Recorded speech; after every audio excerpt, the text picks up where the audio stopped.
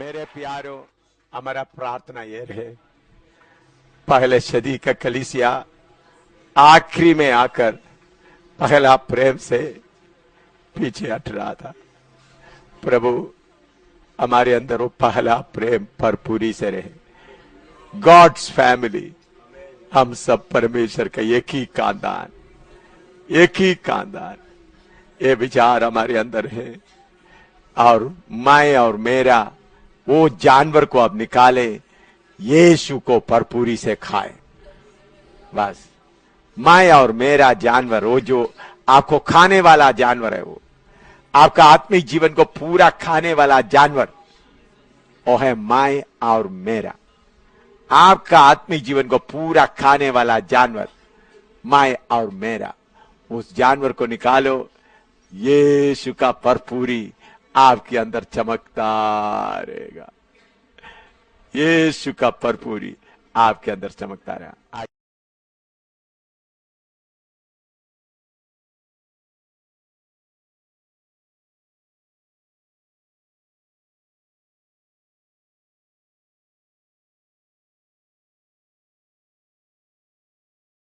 दूसरे कलीसिया के बारे में सीखेंगे। प्रकाशित वाक्य 2 का 8 से 11 तक पढ़िएगा। प्रकाशित वाक्य 2 का 8 से 11 तक पढ़िए।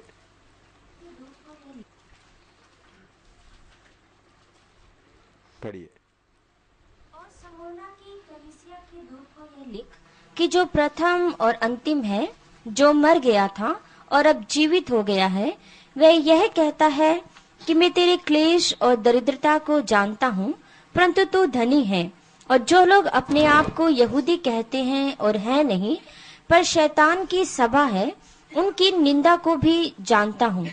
जो दुख तुझको झेलने होंगे उनसे मत डर, क्योंकि देखो शैतान तुम में से कितनों को जेल खाने में डालने पर है, ताकि तुम परखे जाओ, और तुम्हें 10 दिन तक क्लेश उठाना होगा। प्राण देने तक विश्वासी रहे तो मैं तुझे जीवन का मुकुट दूंगा। जिसके कान हो वह सुन ले कि आत्मा कलीसियाओं से क्या कहता है। जो जय पाए उसको दूसरी मृत्यु से हानि ना पहुंचेगी। आमीन। इधर में स्मिर्ना का कलीसिया, ये कलीसिया का पीरियड मैंने आपको बताया है, एडी 100 से 312 समय तक का समय को बताता है। एडी 100 से 312 तक। यह स्मिर्ना जगह एफेसु से करीबन 40 मील उत्तर में है। एफेसु से 40 मील उत्तर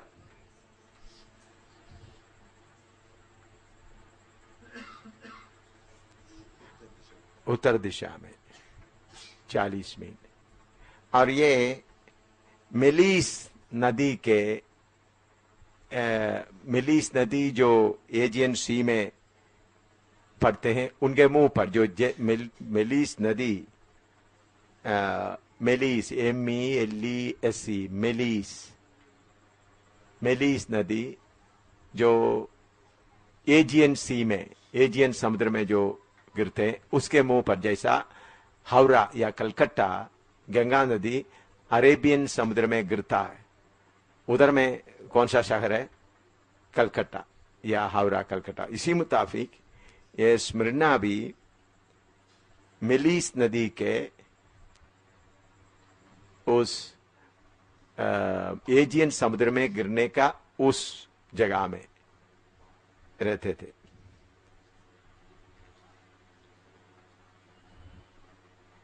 और इधर से बड़ा रोड लिदिया और पिरगिया को जाता था, बिजनेस रोड, जो आपको मालूम है पुराने जमाने में बिजनेस करने वाला उनके लिए घोड़े का रोड बनाते थे, जो हमारे देश हिंदुस्तान तक आ जाता था। उसको हमारे इधर में सिल्क रोड कहते हैं, जो बिजनेस लेके आने। तो इसी मुताबिक इधर के इस स्मिर्ना से एक रोड जाता है जो लिदिया और पिरगिया में जाते थे, और लिदिया और पिरगिया से जाकर हेर्मोस वाली, वाली के लिए वादी बोलता है ना, वादी, हाँ, हेर्मस, HERMUS, हेर्मस वाली, हेर्मस वाली में ये रोड पहुंचते थे। इसलिए एक बहुत बड़ा ट्रेडिंग सिटी था। ट्रेडिंग सिटी का मतलब बिजनेस सेंटर था।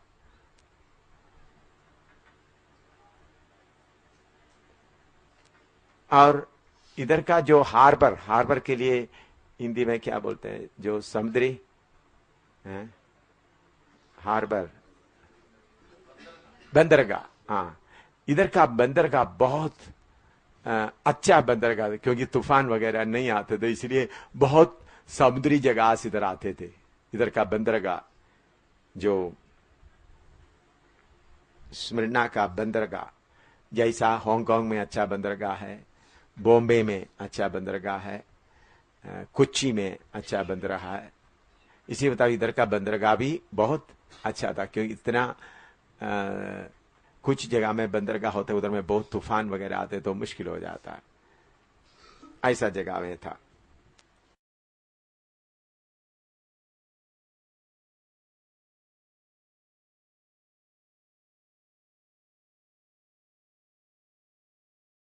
इस शहर को क्राउन ऑफ एशिया या एशिया का मुकुट कहते थे। ये दो नाम था, crown of Asia, flower of Asia.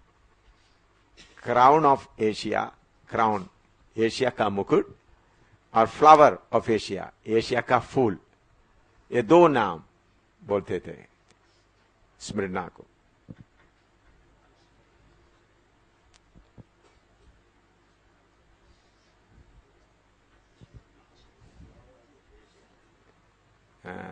Crown of Asia या फ्लावर ऑफ एशिया।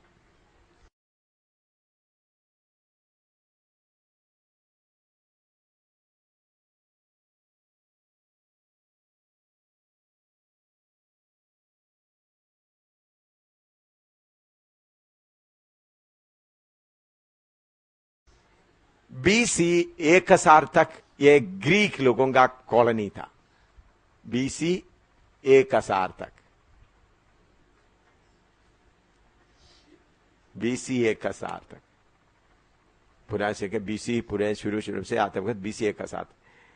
लेकिन बाद में ग्रीक लोगों को उधर से हराते जाए, BC 600 में इसको पूरा बर्बाद किया गया।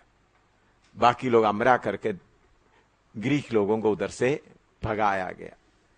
BC 600।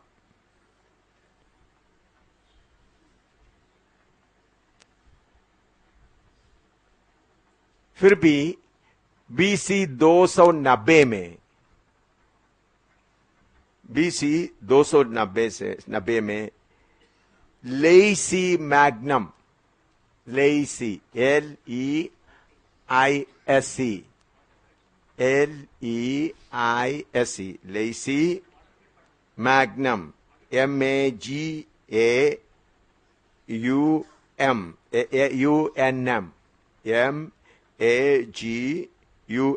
मैग्नम, और अंटिगोनस, अंटिगोनस, ANTIGONUS,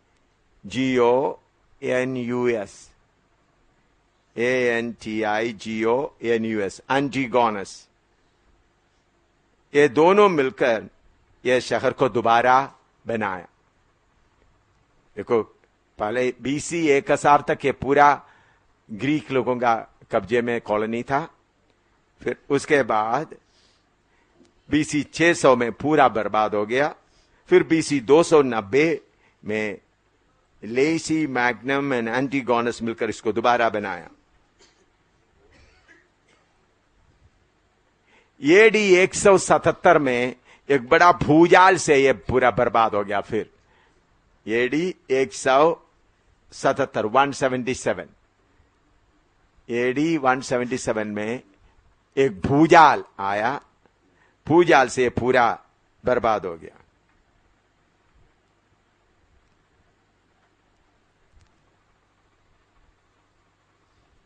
फिर Roman emperor Marcus Aurelius, Roman emperor Marcus, MARCUS, Marcus Aurelius, OURELIUS,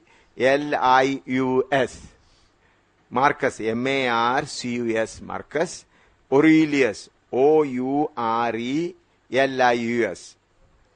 Aurelius उसको दोबारा बनाया।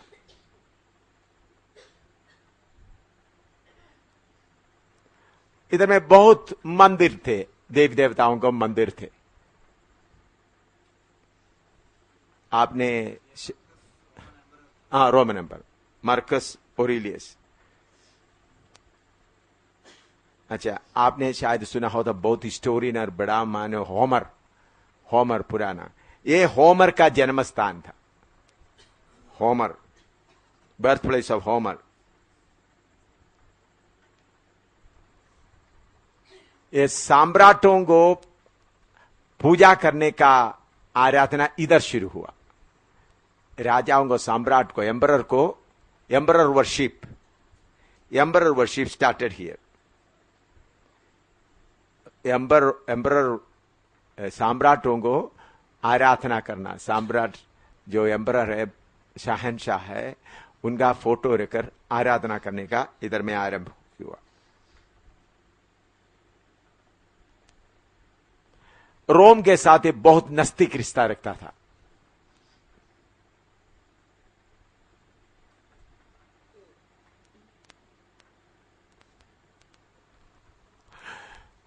रोमा देवता, रोमा का एक देवता है, रोमा देवता, उसका रोमा देवता बोलता है। तो रोमा देवता का पहला मंदिर इधर में बनाया था। रोमा देवता, the deity of Roma, Roma देवता का पहला मंदिर इधर बनाया था।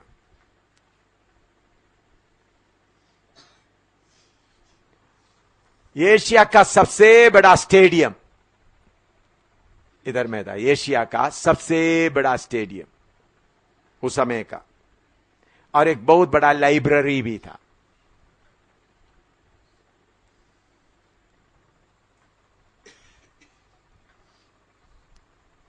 और बहुत बड़ा स्टेडियम और लाइब्रेरी भी था। और पैसा के भाई में बहुत काफी अमीर था, रिच था, फिनेंशियली वेरी रिच, बहुत ही अमीर था, फिनेंशियली वेरी रिच, क्योंकि बिजनेस, शिपिंग बिजनेस के कारण।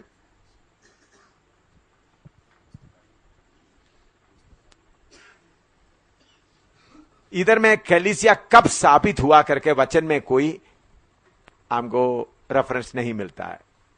कौन इधर जाकर वचन प्रचार किया करके लिखा नहीं है। कौन इधर आकर वचन प्रचार किया करके इधर में लिखा नहीं है। अवाल में चेले लोग हर जगह में जाकर क्या करते थे? वचन प्रचार किया।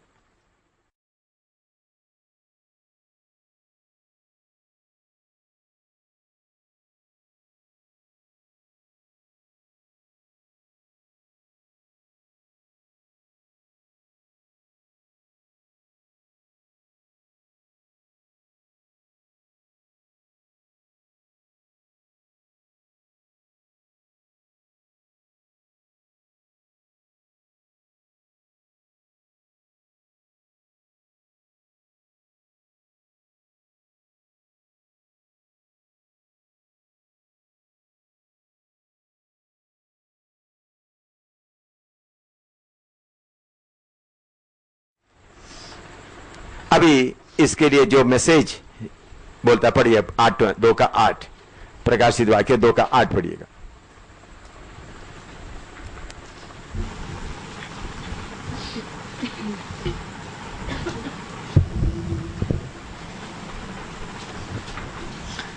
और स्मुरना की कलीसिया के दूत को यह लिख कि जो प्रथम और अंतिम है, जो प्रथम और अंतिम है, जो मर गया था और अब जीवित हो गया है, वह यह कहता है कि मैं तेरे क्लेश और दरिद्रता को जानता हूँ। देखिए, इस कलीसिया सबसे ज्यादा सत्तावट के बीच में से गुजरा हुआ कलीसिया है। हाँ, मैंने बोला है ये मैं बताया इनका पीरियड जो एडी 100 से लेकर जो 312 समय तक क्या था, बहुत सतावट होता था। तो इधर में लिखा है इनके लिए मैसेज क्या है, मैं प्रथम और अंतिम, मरा था भी जिंदा, एक तसली देने वाला वचन दे रहा है। हाँ, और यूहन्ना 16:33 पढ़िएगा, जॉन 16:33।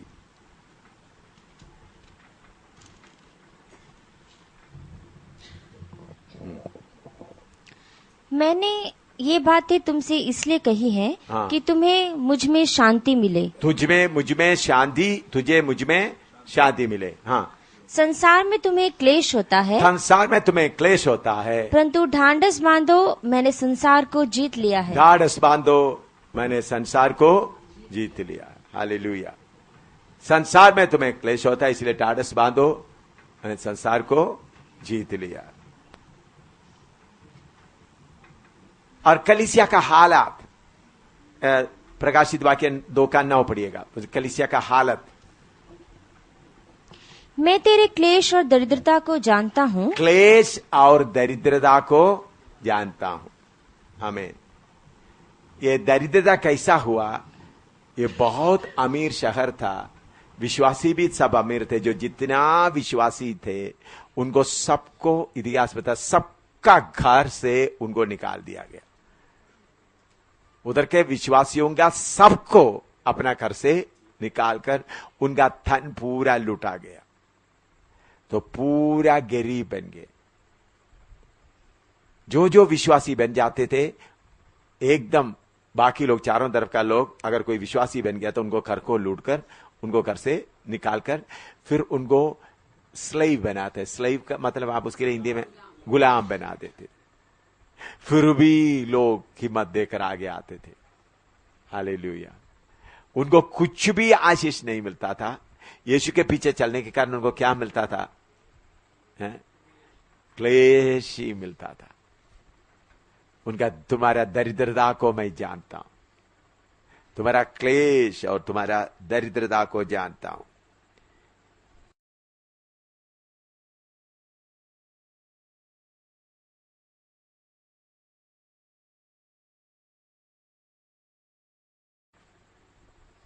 हाँ, और नीचे, हाँ, परंतु तू धनी है। हाँ, धनी है।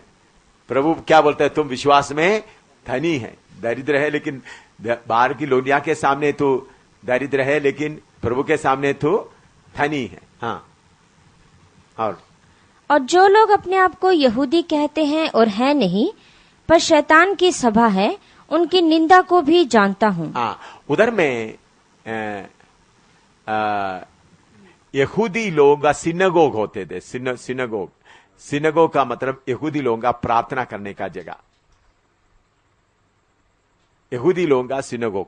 लेकिन उधर उन लोग उस सिनगोग में बैठकर मसीह लोगों को तंग करने का और पैसा का धन इकट्ठा करने का बातें करते, इसलिए उस प्रभु उसको बोलते हैं शैतान का सिनगोग। ये इस्राएल लोगों को एक ही मंदिर होता था, वो यरूशलेम में होते थे, और बाकी जगह में इनका सिनगोग, जो प्रार्थना करने के लिए या वचन, जो व्यवस्था का वचन आपस में बताने के लिए रबी लोगों को इकट्ठा करते थे। उस जगह का नाम क्या था? हम प्रार्थना भवन बोलते हैं, उन लोग उसके लिए क्या बोलते हैं? सिनगोग। हिंदी में क्या है? नहीं, उधर सिनगोग नहीं लिखा है। क्या लिखा? दोबारा पढ़ो। पर शैतान की सभा है। पढ़ो, पढ़ो। मैं तेरे क्लेश और दरिद्रता को जानता हूँ, परंतु तू धनी है। और जो लोग अपने आप को यहूदी कहते हैं और है नहीं, पर शैतान की सभा है, उनकी निंदा को भी जानता हूँ। हाँ, शैतान का सभा, वो सिनगोग के बारे में बताता है। सिनगोग लिख दीजिए। हमारे इंडिया में भी है इस्राएली लोगों का प्रार्थना करने का जगह, उसको सिनगोग। गिरजाघर नहीं कहता है, मंदिर नहीं कहते, उसको क्या बोलते हैं? सिनगोग। SYNNGOGUE, SYNNAGOGUE, सिनगोग।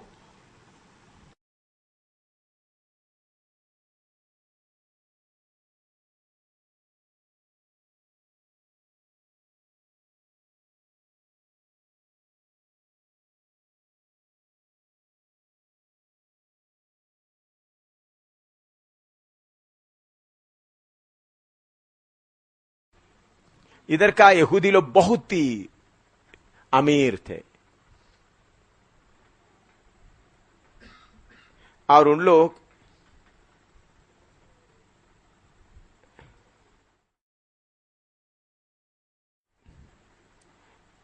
शहर का रखवाली के लिए हर साल 10,000 चांदी का टैलेंट के लिए हिंदी में क्या बोलते हैं? टैलेंट है थोड़े उधर का, लेकिन 10,000 का मतलब हमारे 10 करोड़ से भी ऊपर है। सरकार को देते थे। कौन देते थे? यहूदी लोग। इसलिए यहूदी लोगों को इनके ऊपर बहुत प्रभाव था।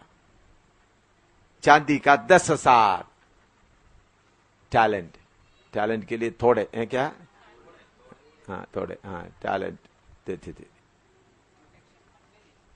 नहीं प्रोटेक्शन के लिए नहीं, उन लोग शहर का मेंटेनेंस के लिए। यहूदी लोग अपना बहुत अमीर है इसलिए शहर को गिफ्ट में दे देते थे। हाँ इसलिए उनको सरकार के ऊपर बहुत कंट्रोल था और उन्होंने ये खबर फैलाया, विश्वास ये कैनिबल्स मतलब CANNIBALS। कैनिबल्स हिंदी में क्या बोलते हैं? मनुष्य को खाने वाला, उसको क्या बोलते हैं? हाँ, इन लोगों को, मसीह लोगों को नरवंशी कहते थे। क्यों? उन लोग प्रभु भोज करते समय में यीशु मसीह का लहू और यीशु का शरीर के बारे में बताकर दाकरस और रोटी खाते, तो इनके बारे में क्या इल्जाम लगाते थे? ये सब कैनिबल्स है, ये नरवंशी है, नरभक्षी। हाँ कैनिबल्स, इंग्लिश में cannibals, CANNIBALS, cannibals, CANNIBALS, cannibals, नरभक्षी। इसका कारण क्या था? उन लोग यीशु मसीह के लहू और प्रभु भोज के कारण। और दूसरा नंबर 2, इनके ऊपर में मसीह लोग अतीस है। उन लोग कोई देवता को पूजा नहीं करते, इनके घरों में कोई मूर्ति और फोटो नहीं होता था, इसलिए उनको अतीस्त कहते थे। अतीस्त का मतलब नास्तिक।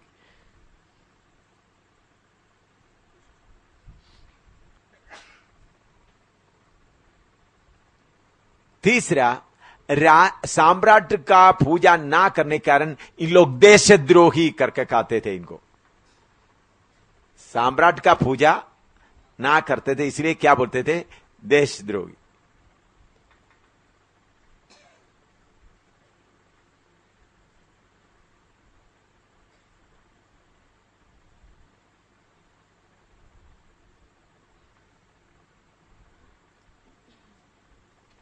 तो 3 उधर का विश्वासियों के ऊपर 3 आरोप था। एक है नरभक्षी है, दूसरा नास्तिक है, तीसरा देशद्रोही, क्योंकि सम्राट का फोटो उनके घर में या उनका रूप रख करके पूजा नहीं करते थे।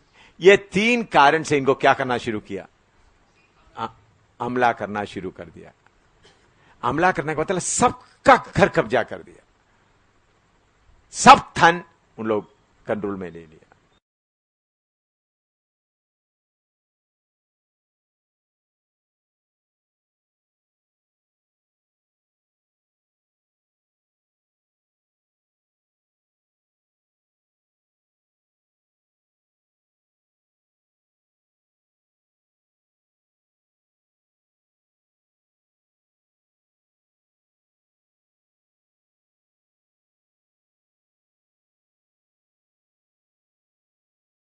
अभी ये घटना होने के कितने साल पहले ही यूहन्ना इसके बारे में बताया। यूहन्ना बताने के बाद यह घटना हुआ। यूहन्ना आत्मा में यह बात बताने के बाद यह घटना हुआ। यूहन्ना क्या बोलते थे इनके लिए? प्रकाशित वाक्य 2:10 पढ़िएगा। 2:10। जो दुख तुझको झेलने होंगे उनसे मत डर। तो तुम झेलने होंगे उसे मत डर। हाँ क्योंकि देखो शैतान तुम में से कितनों को जेल खाने में डालने पर है, जिस शैतान तुमको जेल खाने पर डालने पर है, ताकि तुम परखे जाओ, ताकि तुम परखे जाए। हाँ, और तुम्हें 10 दिन तक क्लेश उठाना होगा। तुमको 10 दिन तक क्लेश उठाना होगा। आपको मैंने बताया है मसीह लोगों के लिए 10 पीड़ा, पहले मैं लिखा है 10 परसिक्यूशन, पहले लिखा था ना, आपको याद है, अलग अलग सम्राट के समय में, उसके बारे में इधर में लिखा है 10 दिन तक। हाँ, प्राण देने तक विश्वासी रहे तो मैं तुझे जीवन का मुकुट दूंगा। हालेलुया। तो कलीसिया का सबसे ज्यादा सतावट एडी 100 से लेकर 312 तक यो स्मिर्ना का कलीसिया के समय में हुआ। उस वक्त सिर्फ स्मिर्ना में सिर्फ नहीं हुआ, सारे एशिया में, सारे उस इलाका में। मैंने बोला एक एक कलीसिया का नाम देते हुए एक एक कलीसिया का एक एक पीरियड, एफेसुस का कलीसिया का पीरियड, प्रेरितों का समय, उसके बाद क्या हो गया, सतावट और बढ़ गया 312 तक, इतना सतावट हो गया। उधर में लोग बताते तुम प्राण देने तक क्या रहे, विश्वास योग्य रहे, तुमको जीवन का मुकुट मिलेगा।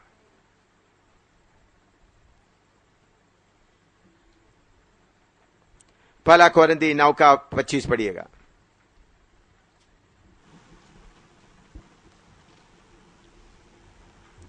और हर एक पहलवान सब प्रकार का संयम करता है।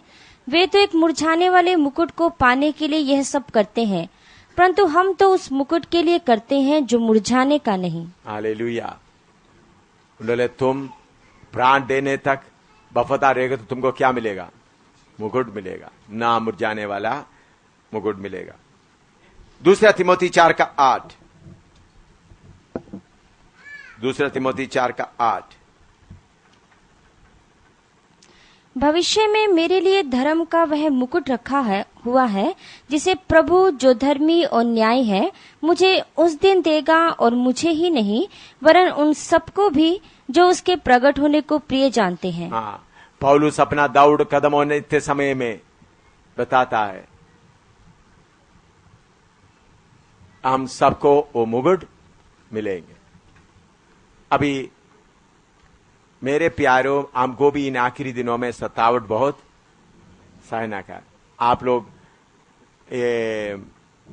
यीशु मसीह के लिए शहीद हुए लोगों का बहुत ऐतिहासिक बातें सुने होंगे। मैंने काफी ऐसा किताबें पढ़ा है, उसमें से एक दो इंसिडेंट आपको बताना चाहता हूं, एक दो घटना। एक बार रशिया में 40 विश्वासियों को सताने के लिए, जो विश्वासी बन गया उनको सताने के लिए ऑर्डर हो गया। तो उनके लिए सजा ये था, बर्फ से भरा हुआ, चारों तरफ बर्फ से भरा हुआ बड़ा एक कुंड जैसा एक जगह है, चाउड, उनमें वो सारे 40 विश्वासियों को उतर के बोला इसके अंदर चलता रहो नंगा करके। इतना बर्फ है, कोई कपड़ा नहीं।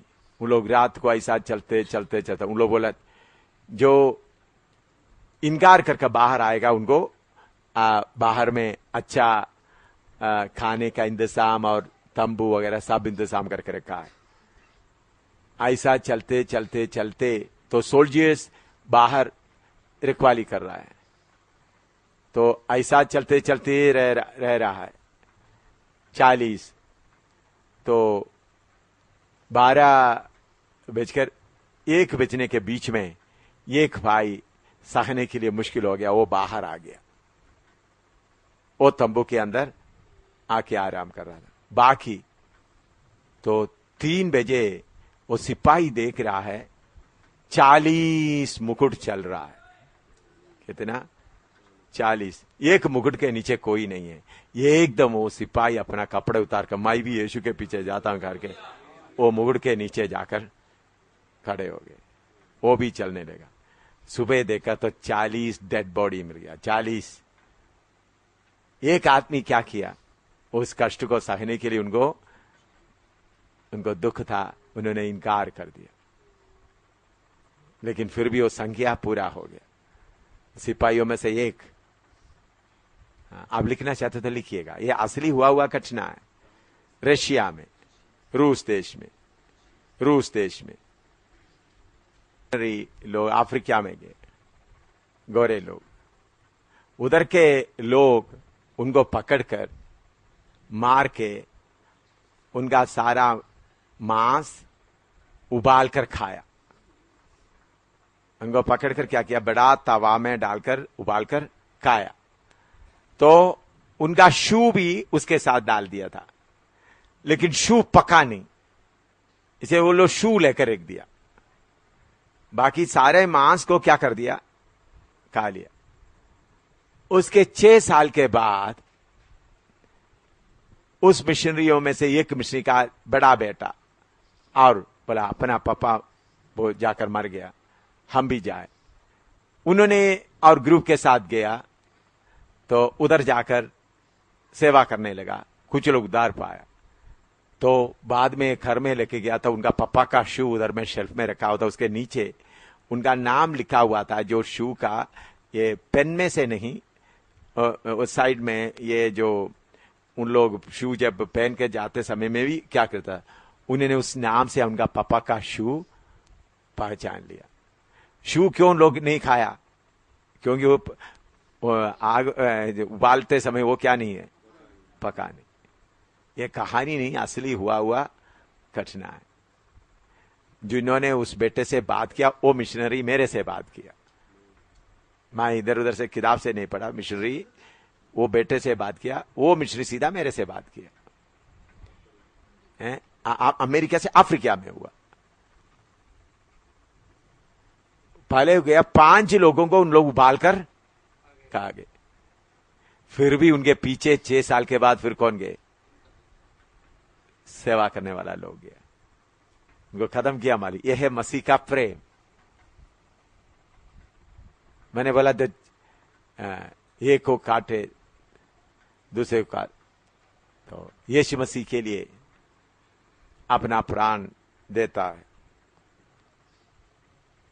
अभी तिब्बत में, ये लिख दिया आप, लिखो, अफ्रीका में 5 मिशनरी, उनका शू पका नहीं।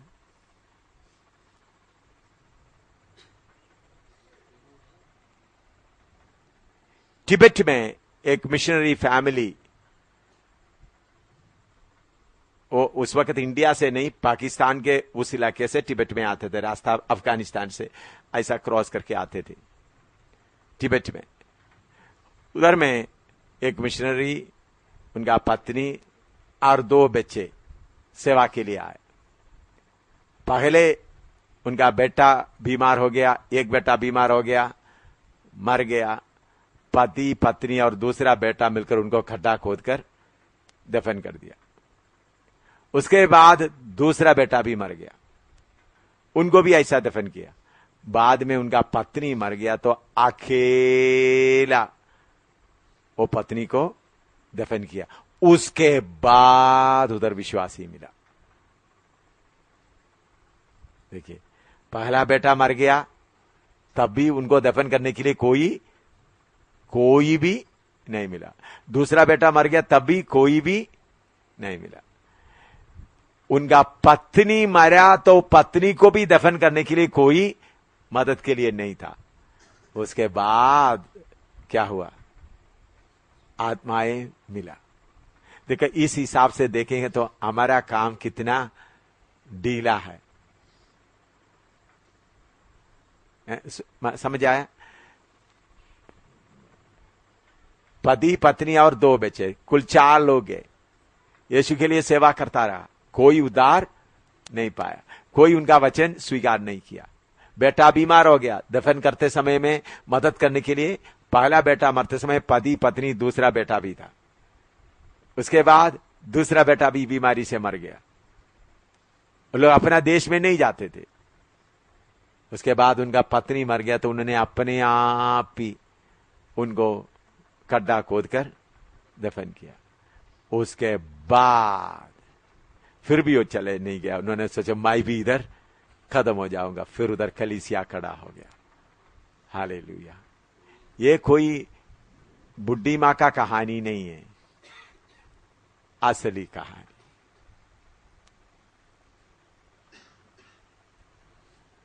असली घटना है। नॉर्थ कोरिया में यह भी असली हुआ घटना है। नॉर्थ कोरिया में यह घटना होकर आज से करीबन 30 साल हो गए होंगे, ज्यादा देर नहीं, 30 या 32 साल हो गए होंगे। उधर में एक बहुत बड़ा ऑफिसर था, कैबिनेट रैंक का, बड़ा सेक्रेटरी का रैंक का। वो विश्वासी बन गया। उनका पति पत्नी, उनको 7 बच्चे थे, पति पत्नी और 7 बेटे, 7 बेटे थे। नॉर्थ कोरिया, उत्तर कोरिया में हुआ। ये आज से करीबन 32 साल पहले हुआ घटना है, बहुत पुरानी बात नहीं है। उन्होंने जब यीशु मसीह को कबूल, उधर नॉर्थ कोरिया, उत्तर कोरिया कम्युनिस्ट देश है, तो उन्होंने यीशु मसीह को कबूल करने के कारण उनको दफ्तर से निकाल दिया। उनका सरकारी घर ले लिया, गाड़ी ले लिया।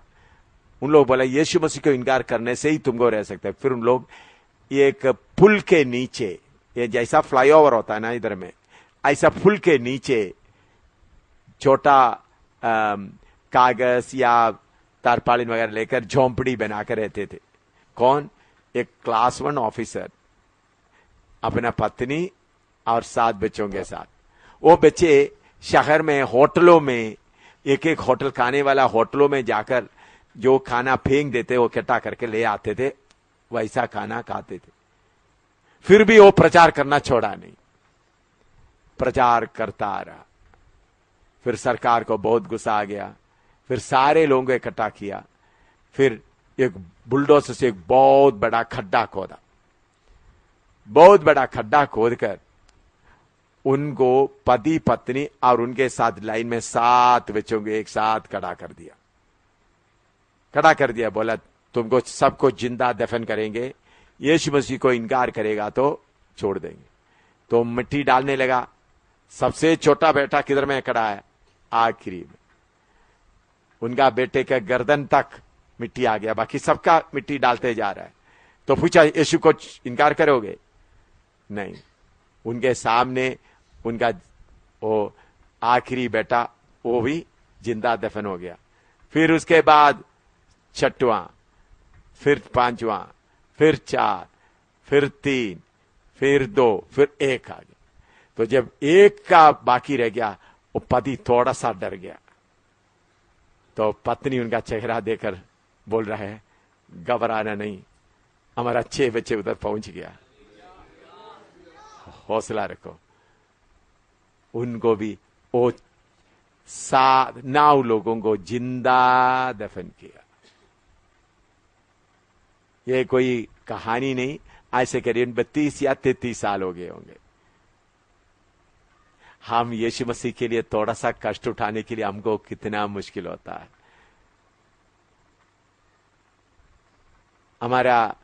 हमारा इच्छा के अनुसार खाना नहीं मिलता, हमारे इच्छा के अनुसार आराम नहीं मिलता, कपड़ा नहीं मिलता। फिर हम क्या करते हैं? शुरू करते हैं बुड़बुड़ाना शुरू करते हैं। लेकिन यीशु का मार्ग प्यार का मार्ग है, प्राण देने वाला मार्ग है।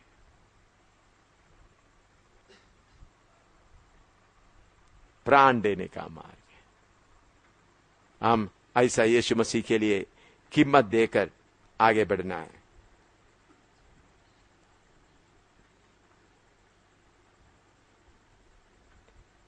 दो का 11 पढ़िएगा।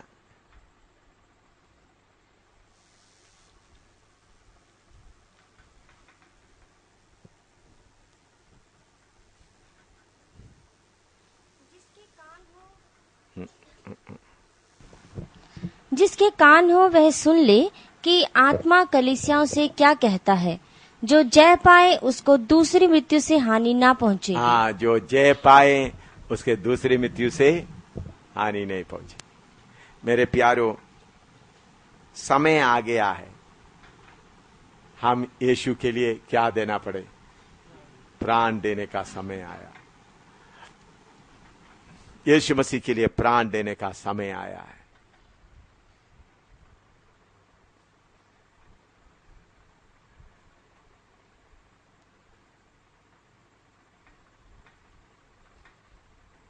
हमारे सामने अभी जो कष्ट है वो कुछ भी कष्ट नहीं, कोई भी कष्ट है ही नहीं। अभी हमको कोई कष्ट नहीं है।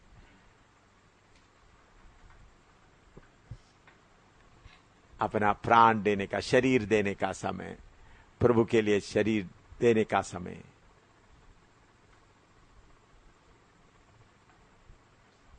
गलाती 6:17 पढ़िएगा।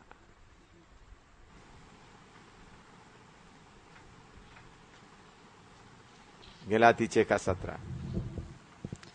आगे को कोई मुझे दुख न दे, क्योंकि मैं यीशु के दागों को अपनी देह में लिए फिरता हूँ।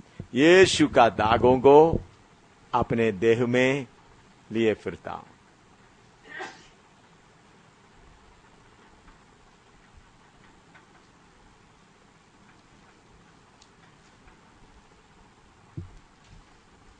यीशु का दागों को मेरे देह में लिए फिरता हूं। पौलुस के बारे में आपको अच्छी तरह मालूम है, बहुत बार पढ़ा है, फिर भी थोड़ा सा हमको याद दिलाने के लिए 2 कोरिन्थी 11 अध्याय उसका 23 से लेकर थोड़ा पढ़िएगा। आपको बहुत बार पढ़ा है, मालूम है, फिर भी पवित्र आत्मा मुझे प्रेरणा देता है आपको याद दिलाने के लिए। मैं पागल 2 कोरिन्थी 11 का 23 से। हाँ, मैं पागल की नाई कहता हूँ, मैं उनसे बढ़कर हूँ। अधिक परिश्रम करने में, बार बार कैद होने में, अधिक परिश्रम करने में। देखिए पौलुस क्या करता था? अपने हाथ से काम भी करता था, तंबू बनाता था, अपने हाथ से क्या करता था? काम करता था, तंबू बनाता था। पौलुस बोलते ताकि मैं मेरे साथ वालों को जरूरतों को दूसरों के ऊपर बोझ ना दे। हमको उसमें क्या नहीं होना है?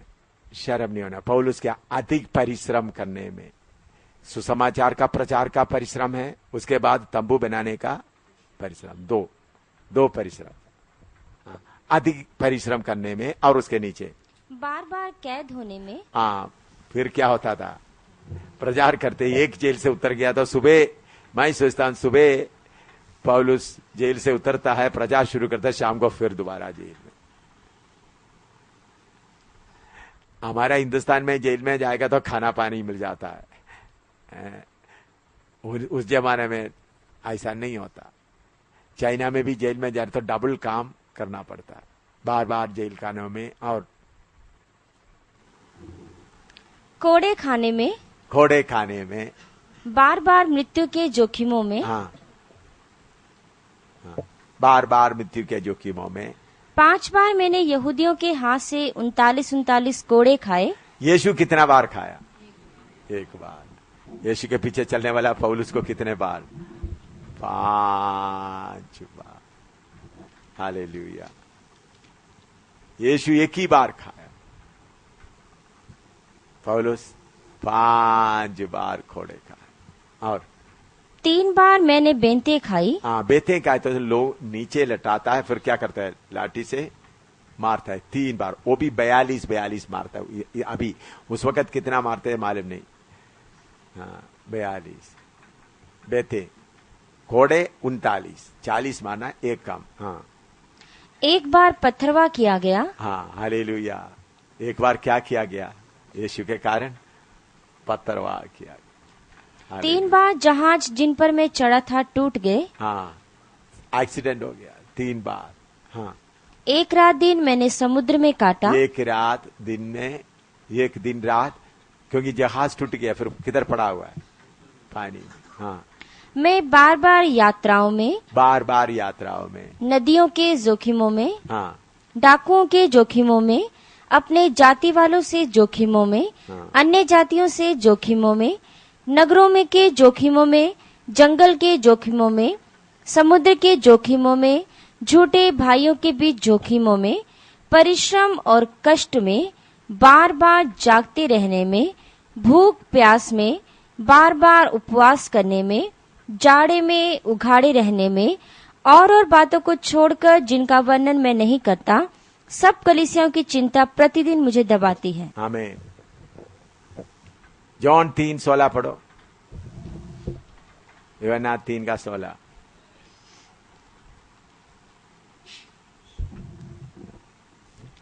क्योंकि परमेश्वर ने जगत से ऐसा प्रेम रखा कि उसने अपना इकलौता पुत्र दे दिया, ताकि जो कोई इस पर विश्वास करे वह नाश न हो परंतु अनंत जीवन पाए। पहला यूहन्ना 3:16 पढ़ो। पहला यूहन्ना 3:16। हमने प्रेम इसी से जाना कि उसने हमारे लिए अपने प्राण दे दिए, और हमें भी भाइयों के लिए प्राण देना चाहिए। हालेलुया। हमको भी भाइयों के लिए क्या देना चाहिए? मैंने ऐसा कितने बार कहीं पेड़ के नीचे, कहीं छोटा गुफा के अंदर बैठकर, बड़ा गुफा नहीं, कहीं वीरान जगह में बैठकर कितने बार इन बातों को मनन करके एक फैसले पर आया है, मैं उस लक्ष्य की ओर मैं जा रहा हूं। मैं बोला है प्रभु से, प्रभु मेरा खून हिंदुस्तान के मिट्टी में गिरेगा या नेपाल का मिट्टी में गिरेगा, मेरा शरीर का टुकड़ा कुत्ता खाएगा तो मैं आपको बहुत धन्यवाद करूंगा। पौलुस बोलते आगे को मुझे कोई तंग ना करे। उनका शरीर में क्या है? ये निशान है। ज़करिया 13:6 में हम पढ़ते हैं, उन्होंने यीशु मसीह के बारे में, उनके हाथों में, तुम्हारे हाथों में ये क्या निशान है? उन्होंने बोलते मेरे प्रेमियों के घर में मुझे लगा है। मेरे प्यारो, यीशु के शरीर में दाग है, पतरस, पौलुस, उन सब के शरीर में। आप क्या बोलेंगे? प्रभु आपने मुझे उद्धार दे दिया, मैं बेच कर इधर आ गया प्रभु, मैं मेरे बच्चों के साथ, मेरा पत्नी बच्चों के साथ बेच कर इधर आया। ऐसा नहीं, प्रभु तेरे राज्य के लिए मैं मेरा प्राण पूरा देता हूं। अब में से कुछ लोगों को मार खाने का सौभाग्य मिला है, वो सिर्फ शुरुआत है। मुझे इतने बार मार खाने के लिए सौभाग्य मिला, वो सिर्फ शुरुआत है। अभी मार बहुत और खाने का है, शरीर टुकड़ा टुकड़ा होने का है। स्मिरना का कलीसिया का बात हम याद करते समय में, हम भी आखिरी समय में प्रभु शैतान के अड्डों को तोड़ने के लिए आप प्रार्थना, प्रभु मेरा पत्नी को मेरे सामने काट दिया जाए, मेरे बेटे बेटी को मेरे सामने ही मार दिया जाए, मेरा हाथ काटे, मेरा पाँव काटे, कोई बात नहीं प्रभु, मैं समर्पण करता हूं। यूहन्ना 3:16 में उन्होंने हमारे लिए प्राण दिया। पहला यूहन्ना 3:16 में हम क्या करना है? भाइयों के लिए, प्रभु हिंदुस्तान के भाइयों के लिए, नेपाल के भाइयों के लिए मैं प्राण देना चाहता हूं। हालेलुया। मैं एक छोटा सा प्रार्थना करके, प्यारे प्रभु, हिंदुस्तान में आरएसएस और शिवसेना और बजरंग दल के लोगों को,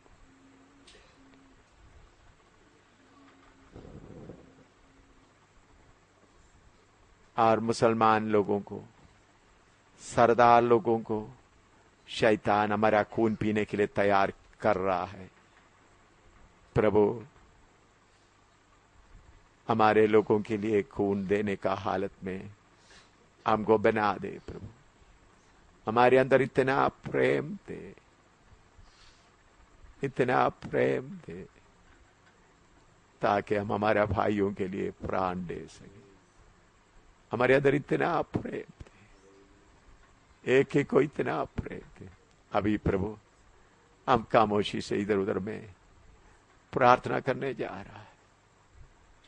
प्रभु हमारे अंदर ये बात जल जाए, तेरे हाथ में सौंप दे, यीशु के नाम।